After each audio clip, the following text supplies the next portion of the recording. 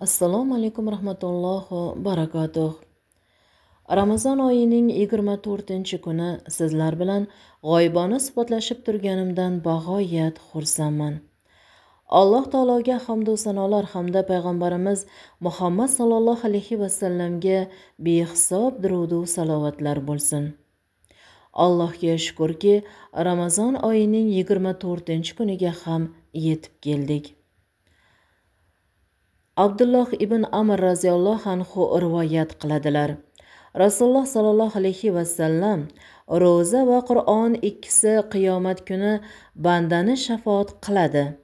Ro'za: Robbim, men buni kunduzlari taom va shahvatlaridan to'sgan edim. Uning haqida shafaatimni qabul qil, deydi. Qur'on: men uni kechalari uyqudan to'sgan edim. Uning haqida shafaatimni qabul qil, deydi. Bas, ikkovi ham shafaat qiladi deganlar. Alloh taoloning roziligini istab kunduzlari ro'za tutayotgan hamda kechalari duolarda hamda ibodatlarda qoyim bo'layotganlarni Alloh gunohlarini mag'firat etsin. Allohning jamolini hamda payg'ambarim Muhammad sallallohu alayhi va sallamga qo'shni bo'lmoqlikni istagan jamiki insonlarni, dindoshlarimizni, jamiki musulmon hamda muslima ahlilarini Alloh mag'firat etsin. Barchalaringizni o'zining firdavs jannatlarida jam qilsin. Bismillahirrahmanirrahim. Alhamdulillahi robbil alamin. Vassalatu vassalamu ala rasulina Muhammad va ala alihi va ashabihi ajma'in. Amma ba'd.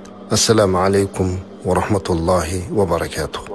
Ro'za tutib ibodatlarda bardavom bo'layotgan, kechqurun tarovihlarida, hatmi Qur'onlarda, qiyomul layllarda ibodatda turgan, erta tongda saharliklarda duo qilayotgan siz bizlarni Alloh ibodatlarimizni husni qabul aylasin. Azizlar, inson doimo Allohning ne'matidan bahramand bo'lib, yaxshi yashashga o'rganib qoladi. Yaxshilikka, kengchilikka, qanday bo'lsa ham yaxshi sharoitga moslashib boramiz ekan. Bir paytlar kunlar juda issiq bo'lgan paytlarda ota-bobolarimiz kunni issig'idan ma'lum bir o'zlarini qodir bo'lganicha saqlanishgan. Uylariga toklar ekilgan, salqin anhorlar bo'ylariga o'tgan, keyinchalik bir yoshroqlar kattalarni, ota-onani qo'llarida yelpib turgandir. Ana bundan keyin maxsus shamol qiladigan asbob anjomlar chiqdi. Undan keyin hozirga kelib esa konditsionerlar chiqdi. Hamma uyda soya salqin qilishga harakat qiladi. Suvlar sochamiz. Xullaski hamma intiladi, issiqdan qochadi. Lekin ozgina sabr qilsak bu issiq o'tib ketadi. Qolaversa, bu juda ham dahshatli ham emas. Bir ozgina salqinga o'tganda uni issig'ini taftidan o'zimizni ehtiyot qilishimiz mumkin.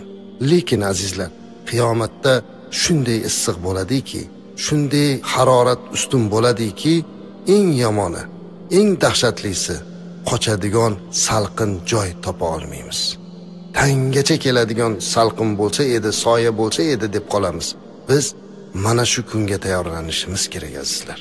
Ba'zan bolalarimizni boshidan issiq o'tmasin deb hamma sharoitini qilamiz. O'zimiz ham boshimizdan issiq o'tishligini ehtiyotini qilamiz.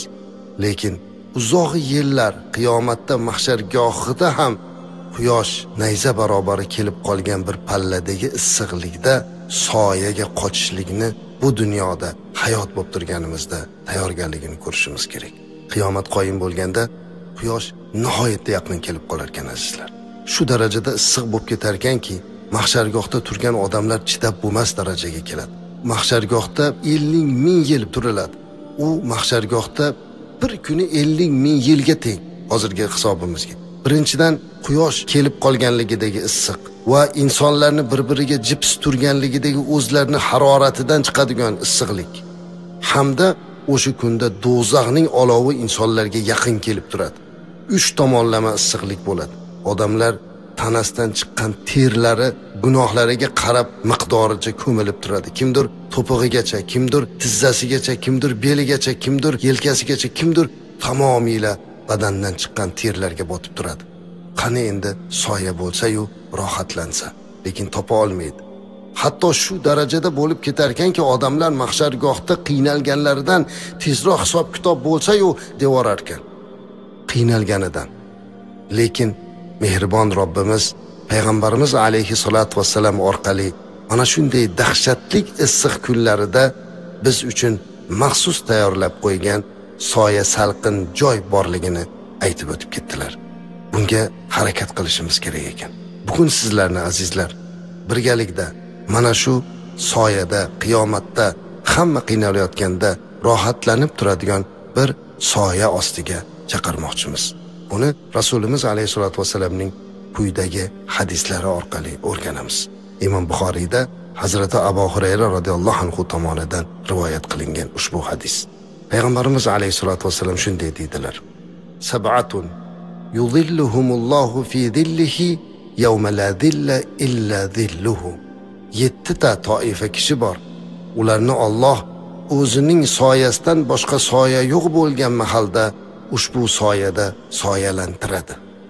Ya'ni 7 toifa kishini Allohning arshini soyasida turishlikka ijozat berar ekan.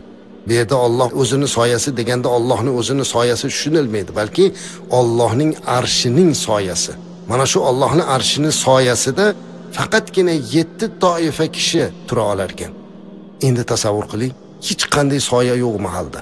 Shunaqa hamma doti fig'on qilib turgan mahalda Allohning arshining soyasida turishlik bu dunyodagi eng rohat joy.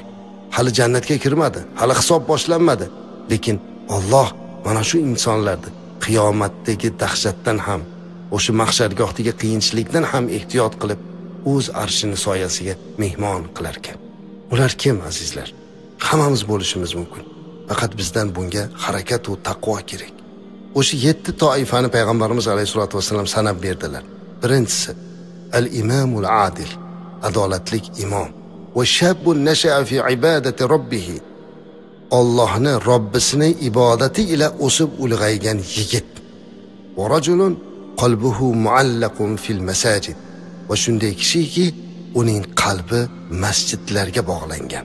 Va rajulani tahabba fillahi ijtama'a alayhi va tafarraqa alayhi, va 2 kishiki bir-birini Alloh uchun yaxshi ko'radilar, Alloh uchun jamlanadilar va Alloh uchun ajraladilar. Va rajulun talabathu imra'atun zatu mansibin va jamalin faqala inni akhafulloh. Va shunday bir kishiki o'sha soyada turadigan, uni mansabdor bo'lgan yoki go'zal bo'lgan bir ayol zinoga taklif qilganda men Allohdan qo'rqaman deydigan odam.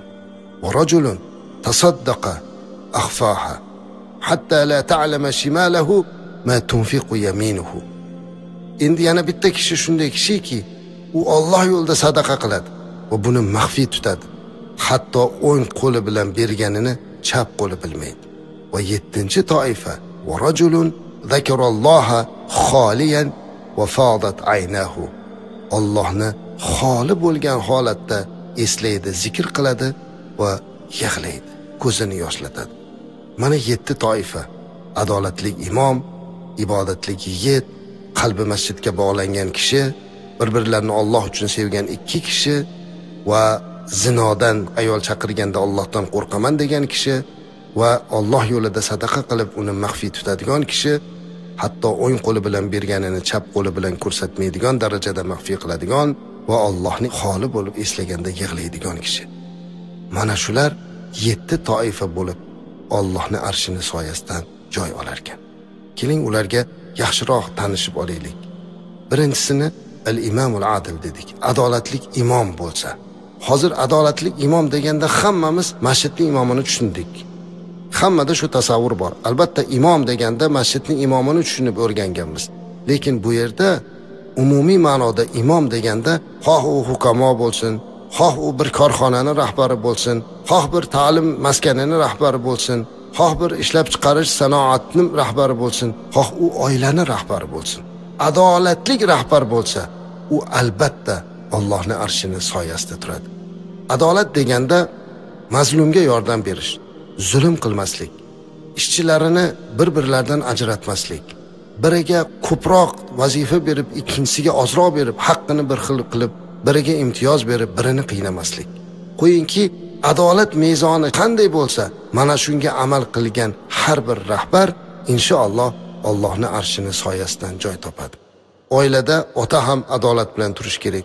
Korxonalarda ham adolat bilan tursakkina inshaalloh adolat bilan turgan har bir rahbar, imom Allohning arshining soyasidan joy oladi. Agarki u masjidning imomi deb to'g'ridan to'g'ri tarjima qilinganda ham imomga ham adolat talab qilinadi. Adolat shundayki, odamlarni ezgulikka, amr ma'ruf to'g'ri yo'lga boshlashlik. Mana shu ishida adolat bilan tursa, u ham inshaalloh Allohning arshining soyasidan joy oladi. Ikkinchi, Allohning arshining soyasidan joy oladigan kishi va shabbun nasha'a fi ibadatillahi yoki fi ta'atillahi keladi ikkinchi bir rivoyat. Shabbun deb yigitni aytadi, o'smirni aytadi. Nasha'a fi ibadati robbih. Robbisining ibodati ila o'sib ulg'aygan. Ikkinchida ta'atillahi dedi. Allohning to'ati bilan katta bo'lgan. Yoshligidan mana shu ibodat ila o'sib ulg'aygan. Mana shunday yigit Allohning arshining soyasidan joy oladi. Bu faqatgina namoz o'qib qo'yayotgan yigitlarni tushunmaslik kerak. U butun hayotini Allohga to'atga bag'ishladi. Alloh qaytargan narsadan qaytdi. Nima uchun ayni yigit kishi nazarda tutilyapti? Chunki gunohlariga eng beriladigan yosh mana shu yosh o'smirlik. Mana hozir o'smirlar, yigitlar bizni eshitib turgan bo'lsangiz, Allohning arshining soyasidan joy olmoqchi bo'lsangiz, mana shu ibodatla unib o'smoqlik kerak. To'atla unib o'smoqlik kerak. Bu faqatgina namozni o'zinigina tushunmaslik kerak. Namoz, roza, zakot emas. Faqat buni emas, bu ibodatlarning gul tojalari. Ammo lekin ko'zimizni haromdan olib qochish, zinodan qochish, fahshdan qochish, birovning haqqiga tajovuz qilishlikdan qochish, yomon fe'llardan qochish, bularning hammasi ham Allohning to'ati. Shuning uchun bu narsalarda qilinmaydi. Agar bularni ham maromiga, maqomiga yetkazib, butun hayotini o'zini payg'ambarimiz alayhisolatu vasallamning sunnatiga muvofiq qilib o'sib ulg'ayayotgan, to'atda, ibodatda, taqvoda turgan yigitlar bo'lsa, inshaalloh Allohning arshidagi soyasida rohatlanib turadilar.